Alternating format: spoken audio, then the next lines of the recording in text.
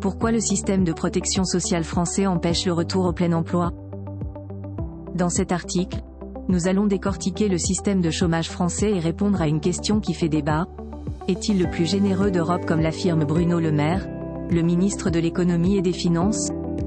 Pour y parvenir, nous comparerons les différentes prestations offertes par les pays européens en matière de chômage. Nous analyserons également les critères d'éligibilité et la durée des indemnités dans chaque pays. Enfin, nous mettrons ces informations en perspective avec les déclarations de Bruno Le Maire. Le système de protection sociale français entrave-t-il le plein emploi? Le point de vue de Bruno Le Maire. Selon Bruno Le Maire, ministre de l'économie, le système de protection sociale en France est un obstacle à la réalisation du plein emploi. Il soutient que ce système, bien qu'il offre une sécurité importante aux chômeurs, contribue à maintenir un taux de chômage élevé dans le pays. En effet, avec un taux de chômage s'élevant à 7,5% fin 2023, l'objectif d'atteindre les 5% d'ici 2027 semble difficilement atteignable sans réforme majeure.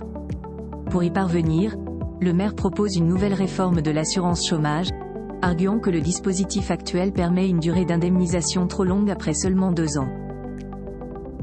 Comparaison du taux de chômage et des systèmes d'indemnisation en France et dans les pays voisins.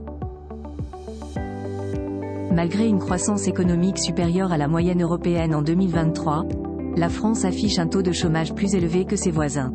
Plusieurs facteurs peuvent expliquer cette situation, notamment le manque de compétitivité internationale, le coût élevé du travail et la réticence des entreprises à recruter. En comparant le système français d'indemnisation du chômage avec ceux de l'Allemagne, du Royaume-Uni, de l'Italie et de l'Espagne, on constate que la France offre une durée d'indemnisation plus longue. Cette générosité pourrait-elle dissuader certains de reprendre un emploi? Une question qui alimente le débat sur la nécessité d'une nouvelle réforme de l'assurance chômage. Le modèle belge, indemnisation illimitée mais conditions d'accès plus strictes. La Belgique se distingue en Europe par son système d'indemnisation du chômage sans limite de durée. Cependant, l'accès à ce dispositif est plus rigoureux qu'en France. Pour les travailleurs de moins de 36 ans, il faut avoir été employé au moins 312 jours sur les 21 derniers mois pour bénéficier de l'allocation. Cette exigence augmente avec l'âge. Malgré ces conditions strictes, le taux de chômage en Belgique reste inférieur à celui de la France, s'élevant à 5,3% fin 2023. Ce modèle pourrait-il être une solution pour la France? La question mérite d'être posée, même si sa transposition nécessiterait une réflexion approfondie.